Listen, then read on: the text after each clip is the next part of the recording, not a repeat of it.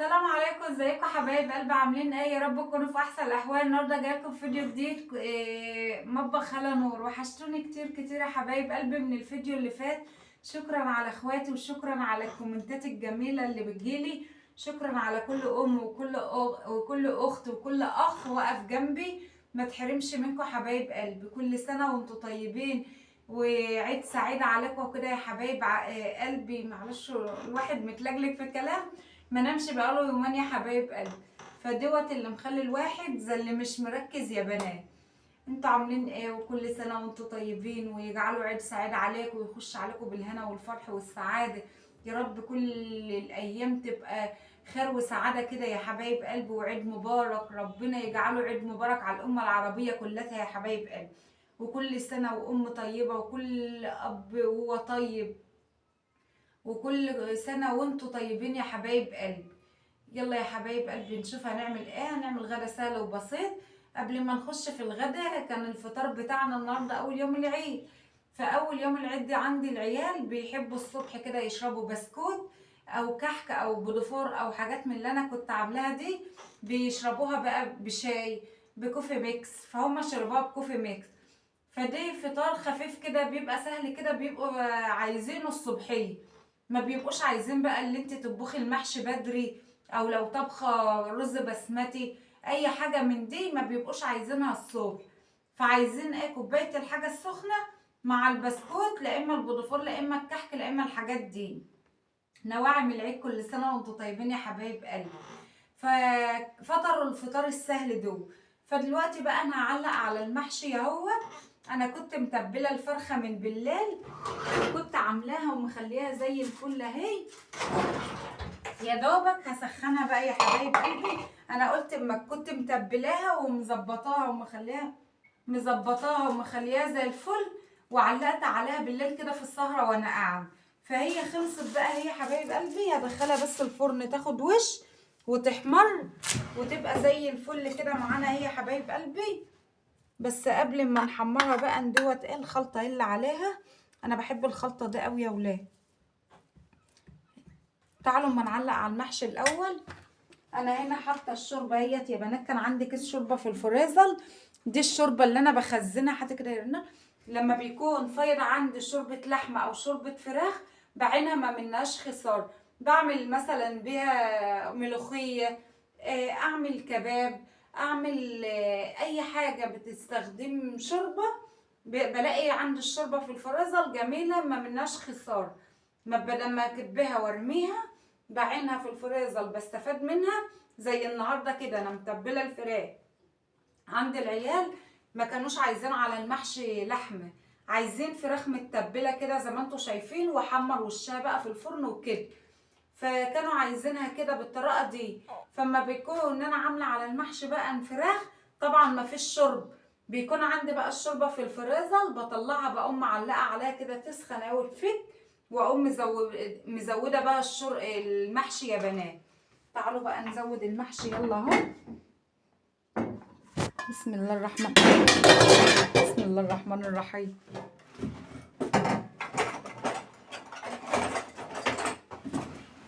هزوده كده. انا كنت عامله هنا تشكيله بقى يا بنات. الحله دي اللي انا كنت حاطه كده يا رنال. الحله دي يا حبايب قلبي اللي انا كنت مقليه فيها المحشي. فقليت فيها وحشات فيها. فرشت خلطه تحت. مرضتش ادوشكوا بقى، مش كل مره نعمل محشي مع بعض والتسبيك. فرشت خلطه تحت وبقيت اعمل. وعملت ورق لفت بقى يا حبايب قلبي. انا عندي العيال ما بيحبوش الورق الاخضر، فعملت ورق لفت وعملت ورق عنب. وعملت سطران ليا اهو في الحله دي، ابيض على سطران كوسي. فانا طبعا دولت هيكفوني قولي يمكن اسبوع ولا يومين يكفوني. راحه جايه كده كل صابع بصابع كده. وديت بقى ايه، عندي العيال ما بياكلوش الابيض بيحبوا الاخضر. فانا عملت بقى الدقيه دي خضرا اهيت. عملت ورق عنب على ورق ليف. يلا يا حبايب قلبي بقى هسقي اهو شوربه، وحطيت عليه مكعب ماجي يديله طعم كده وحلو. وتدوقي شوربتك تشوفي حدقها وتخلي الوضع معاكي زي الفل كده. يا رب يجعله عيد سعيد عليكم يا حبايب قلبي، وتفرحوا وتتهنوا كده انتوا وعيالكم والاسره الكريمه بتاعتكم. اهو يا بنات هسقيه كده اهو، وعلق عليه بقى. وانا كده معايا الفرخه جاهزه، ههزه بس كده اهو عشان الشوربه تنزل فيه. اهو يا حبايب قلبي،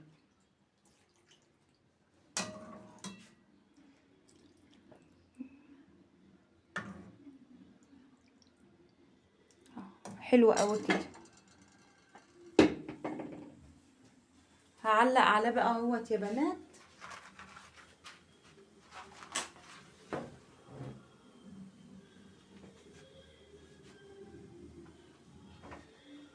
لما تيجي تعلقي على المحشي ما تشعلليش النار قوي، على اساس الورقه ما تفكش منك يا حبايب قلبي. إيه لما بتعلي النار الورقه تقوم فكه منك، الرز يطلع منها. فخليها على نار متوسطه يغلي براحته، يغلي براحته يا حبايب قلبي، وما يطلعش الرز منه. لكن لو عليتي عليه النار بتقوم مفوراه والرز يقوم طالع. هنا بقى هعلق على الشوايه البيض دول اهو، نفس النظام برضك، مش هعلق عليهم قوي. وانزل بالشوربه اهو يا بنات. انا بحب بتاعي بيبقى معجن كده شويه، على اساس ايه اهو، مش هعلق على النار ولا حاجه. هو كده يا رنا اهو يا حبايب قلبي. وهنا بقى معايا بقول لكم الفرخه اهي يا حبايب قلبي متبله وزي الفل اهي. بس لما المحشي يخلص ويجوا يتغدوا هقوم بقى مسخناها ومخليها زي الفل اهو. شايفين يا بنات؟ وريحتها جميله وفي منتهى الجمال. انا بحب اكل التتبيله اللي عليها دي، بحب اغمس بها عيش قوي، بتبقى جميله في منتهى الجمال. لو وصلتوا لغايه كده يا حبايب قلبي ما تنسوش لايك حلو كده لاختكم. اياك تسعدوا يا رب وتفرحوا، ويجعلوا عيد مبارك عليكم يا حبايب قلبي، ويجعلكم في الخير دايما، وفي الخير والامن يا حبايب قلبي. اهو هقلب بس الفراخ كده اهو علشان لما اجي اسخنها تقوم تسخن وتبقى زي الفل. هعلق عليها بالراحه كده تسيح مع بعضها وتبقى زي الفل. عند ما اجي اعمل الغدا بقى يا بنات هوريكم. هنا حبايب قلبي دوت خلاص نشف اهوت، وطيت عليه والناس اهو. ودوت برضك هنشوف اهو لسه ما نشفش. هقوم انا بقى مضيره الحله كده اهو علشان كله يتشر. تضيري الحله وهسيبه بس ينشف شويه، وبعد كده اقوم موطيه عليه وادوق الرزايه اللي طالعه ده اهي. لو احتاج ملح احط له شعره ملح. لا يا بنات مش محتاج ملح. زي العسل وزي الفل، وطعمه مسكر وجميل. هنا حبايب قلبي المحشي خلص اهوت. هغرفه بقى يا بنات اهو. بسم الله ما شاء الله، زي العسل ودايب وجميل. هنغرف. انا ممكن اقلبه بالحله بس العيال قالوا لي لا مش عايزين يتقلب بالحله عشان خاطر يا بنات ما يتهرش. فانا هغرف لهم بقى صابع بصابع، حكم القوي على الضعيف اعمل ايه اهو. هغرف لهم بقى كده اهو. قالوا لك لا مش عايزينه مقلوب على اساس ما يتهرش. والله ما الحله بتتهز بيبقى احسن من كده، احسن ما انت بتعملي صابع بصابع كده. انا عامه انا هغرف لهم،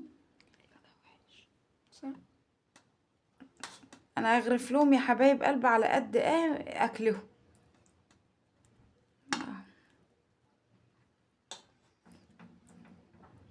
هنكشه بس كده اهوت على اساس انا طفيت عليه بقالي شويه، قاعده اقول لهم اجيب لكم يلا تتغدوا، لا شويه كده شويه كده. فنفسهم مصدوده، هم قايمين من الصيام بقى، واخدين على الصيام يا ولاد.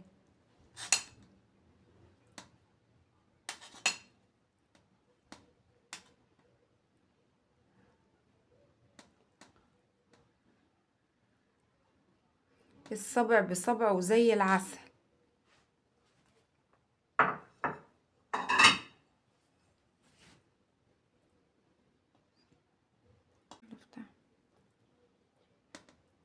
المحشي الورق يا ولاد اللي هو بتاع العنب زي الزبد. اول لما جه السوق قمت شقطاه، اول سوق تاني سوق لقيته ما كانش حلو وكان غالي. سبحان الله، بتبقى ارزاق ونيات. كان جميل زي الزبدة وكانت ورقته سايحة وزي العسل.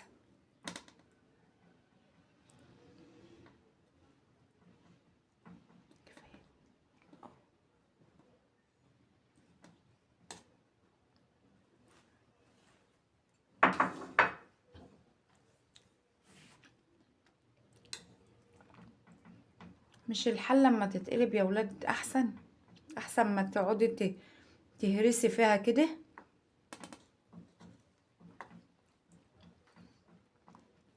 حطوا اللايك يا بنات كده، حلو كده اللي يخطكوا كده. ننكشه كده اهوت شويه بشويه ونغرف على اساس ايه ما يتهرش. والله الحله لو اتهزت بيبقى نازل الصبع بصبع احسن من كده. كنت اعمل لهم جنبه شعريه لسان العصفور، قالوا لي لا احنا عايزينه محشي كده والفراخ وخلاص. قلت لهم انتوا تأمروا واحنا ننفذ.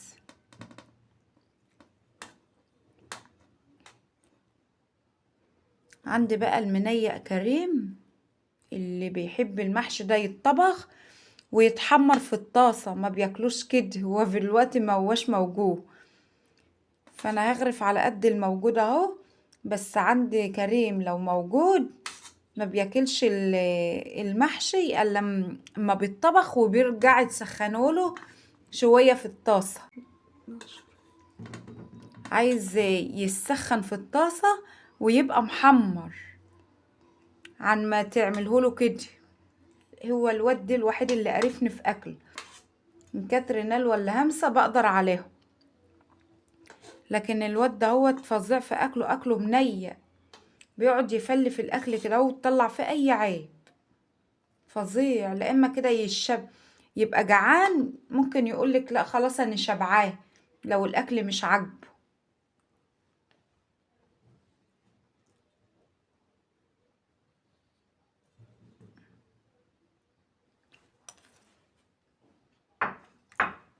واخد هرنا الابيض بتاعي بقى يا ولاد.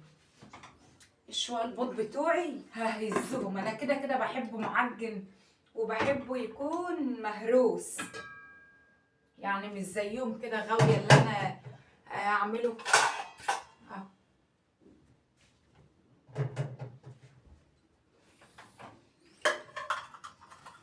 عسل، كوسة وفلفل. طبعا مش هاكل ده كله بس بوريهولكم عشان نوصل للكوسة. هما يمكن 7 اللي هاكلهم، ده ممكن اللي هاكلهم دلوقتي، وكل ده هرجعه تاني بس بوريهولكم يا بنات. ونطلع بقى الفراخ.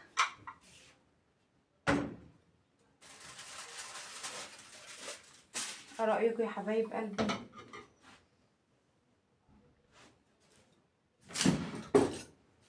في التتبيلة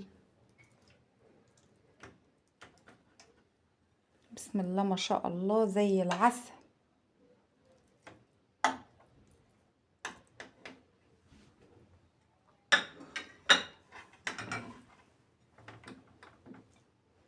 في اللي بياكل صدور وفي اللي بياكل وراك، فاحنا برضو نجيب حتة من الخلطة كده.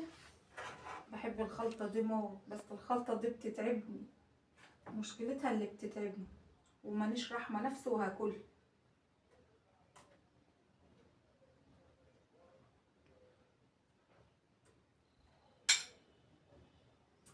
اهو يا حبايب قلبي.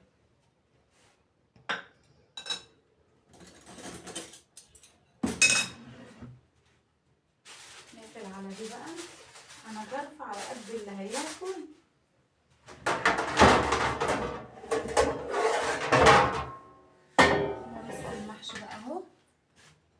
والفراخ المحشي برضو اهو.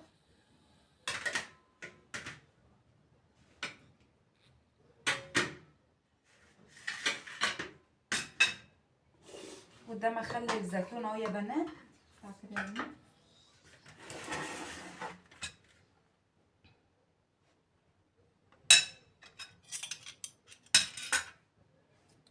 ايه رايكم في الغدا يا ولاد؟ جربوا الفراخ بالطريقه دي. انا جيت احمرها اكتر من كده، قالوا لي لا احنا عايزينها كده ما تحمرهاش عشان ما تنشفش، فانا عملتها اهوت بالطريقه دي جميله. تبلتها على بيات وخليتها بصراحه طعمها مسكره وزي العسل، وشويه محشي زبده جميل جميل جميل، والمحشي الابيض والكوسه وقرن فلفل حطيته فيه. وده كان ايه رايكم يا حبايب قلبي في فيديونا النهارده؟ سهل وبسيط اهوت وبسيط خالص، ويا رب يكون فيديوهاتنا عجبتكم وتكونوا عند حسن ظنكم يا حبايب قلبي. كل سنه وانتم طيبين وعيد سعيد عليكم يا رب بحق جاي النبي. فيديو جديد يا حبايب قلبي، واشوف وشكم على خير. سلام عليكم.